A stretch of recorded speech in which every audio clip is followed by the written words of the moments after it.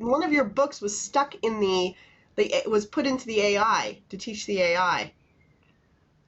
Yeah. Like that, like, oh So my so goodness. Which one? so Drama Queens with Love Scenes, and I know I that's a book that had been pirated. I can't remember how long ago it was pirated, not through my current publisher, but it had a long time ago. I was reading on this pirated comments board for people looking for certain books to be pirated. It just came up in the Google alerts, and someone wanted to read Drama Queens with Love Scenes without paying for it. And they were defending, like they were totally, they were saying, and part of me thought, I'd love to get in contact with them and send them a print edition, so they can't then send it, because I'm honoured that they want to read it so much, but they don't want to pay for it. And I thought, but then would they go and photocopy every page and PDF it and put it, but it had been pirated. So on Facebook, probably a few weeks ago, an American author friend just wrote this post saying, I checked and I'm not one of the 183,000. Um, and that's all they wrote. And people were saying, what are you talking about? And then he uh, linked to an article in The Atlantic. And basically, 183,000 books without the author's permission have been fed into an AI program called Book 3, so that Book 3 can learn how to write books. And the journalist who discovered this also was able to hack into this data. I don't know if they hacked into it, but they found this database that showed every book. Now, I didn't expect one of my books to be on there. But as I was reading, because it's in the indie publishing world, still a mix of self-published and traditionally published small publishers, Stephen King and was one of them, wasn't it? some of them are saying, sorry, Stephen King was. Didn't they some steal of Stephen King's work? oh yeah yeah oh, yes. So that's what. But some of these smaller authors like me were saying, oh yeah, they've Hmm. got two of mine or whatever. So I went and checked this database, wrote Hmm. in my name, and sure enough, Drama Queens with Love Scenes came up. Now I've written to the Australian Society of Authors, but I've written the Guardian article. Lots of people have written to them, so I keep trying to chase up what's happening. I think there is a court case happening in the US, but I'm an Australian author published by US publishers. I'm not quite sure how that works and what will eventuate. But of course, I wasn't pleased because, none of us gave, Stephen King's works, huge Australian authors never gave permission, but this AI has been learning how to write books through our works. It's So I'm just insane. waiting to see what eventuates and what follows up here. Does your publisher have any kind of insights into what might eventuate? I haven't I haven't asked I haven't contacted them about it because I think not that they wouldn't care, but to me I'm just keeping an eye on other places because they're a small publisher. If they were a Hmm. large publisher, yeah, Hmm. then it's something that's worth looking into.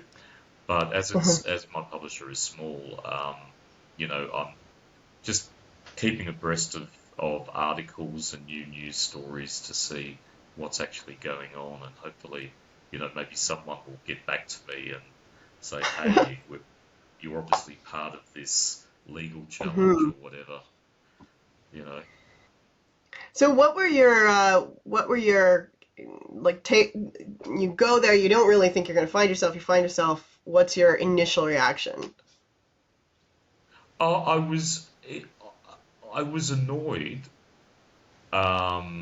And the interesting thing is, I then wrote the name of some other well-known authors and went, oh, they haven't been, they haven't been, they haven't been,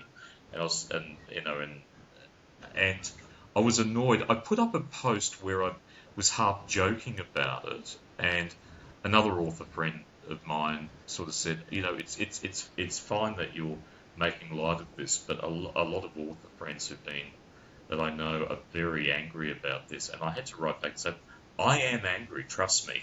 I am angry about this. Um, I'm just trying to make because what I wrote in the post was what a shame they didn't take one of my more recent books because I'm a better writer now. Why did they take my debut novel? That's I was just joking about it, Yeah. but I had to clarify. No, I am angry about it. I'm not Mhm. happy, Jan, at all. No, no. But what it like it must be a whole mix of feelings. Like I would feel like, like you said, you put in other names and it wasn't them. They it was you, so it's like um I was recently looking at some historical stuff about comic books. So Yeah, there was sort of an era where comic book art was getting quite good, and it was around the 60s and then there was some pop artists who famously took the images of comic books and painted them larger and then sold them as their own work. yeah, And one of the artists involved, they were interviewing them like in retrospect. So at first we're like kind of flattered, like, this is cool. Like somebody's like gone through our comic books and found this beautiful image. And then we're like really angry because somebody's like telling like for like $3,000 or more, like some of these works are recognizable and famous today. These beautiful images blown up and they're from like Lonely Hearts comics from the 60s. yeah, The crying woman in the water, the drowning woman, that yeah. image. I know it. It, I know it. yeah, I know it. I yeah, know it. Yeah. yeah. It's a beautiful Uh, piece, but look, it's literally a panel in a comic book that he just painted bigger and look. like made himself a name. I wasn't. I didn't get the flattery aspect when other authors with the same publisher they were making jokes. Oh, I'm just not good enough to be, to be used for it. And I said, look. To me, because I knew the book had been pirated, it was easy to get. That's to me. That's. I mean, maybe there was a decision and a choice, but when you hear 183,000 books, you kind of think, no, there wasn't any thought to what they could get their hands on. And so I never for one moment, and I even told a friend over dinner the other day, and they were even saying, oh, they probably wanted your book because blah, blah. I said, no, no, no, no, no. That particular book's been pirated. They would have been able to find it and just shove it in there. So I'm not under the illusion of they love my work. Oh wow. No. No, I No, know there's how no they got it and why flattery. it's in there. No flattery. It is simply theft and not cool. And A it's copyright also breach. and yeah, and also not cool in the sense that um that what they're trying to do is create an AI to write books. Like Yeah. it's not to like better mankind or help us work better or anything like this. Like some of the other AIs that Yeah, have come yeah. out this year. It's like it's literally And in to 19, write books to get rid of the writers. and in George Orwell's 1984, that's exactly what happens. A machine writes novels. Mm-hmm. And and you go, and just, and I think part of the thing is just the thought that a my book has been used to do exactly what none of us want to see happen, and the idea that um, AI could possibly write a book in my style, just my early style, not my more refined, better writer style of my more recent books. But which is why I made a joke of it. But just the idea that somewhere you could ask this AI write a Kevin Clare novel, and it would be able to write one. You know, No, I don't think so. I no, was it's talking to an editor um, from the United States called Erica Green, and the question that had been left from the previous author just to her was, "What about AI? You worried? What's going on?" She said, um, yeah, "We are light years away from." it actually being able to do anything. Like, it can only regurgitate, and it can't do what humans can do, which is be human and be creative. Yeah. And so even if it can kind of like get the patterns or what have you, it's only regurgitating. It could never write like you. It can't learn like you. But but but the other thing that's worth noting, I can't remember how long ago it was when the Sydney Writers' Festival used to be down at the Wharf. So that's how far back it was. And I went to, it was a publishing forum, um, and they had representatives on the panels from major publishers. And the first question that was asked of them was, how worried are you about self-publishing? Two of them, it's not gonna eat into our market. The third one went, no, we're really concerned about it. We're really looking at this eating into our profits. Um, you know, um, and that's the way I kind of feel. Like, what AI is now may not, what we think it may be in 10 years, may be just 1 year away. And the only reason I'm saying that is, um, okay, my novel Social Media Central, the actual twist actually happened in real life before that book was released. And I wrote that book thinking this is where social media will take us in 2064.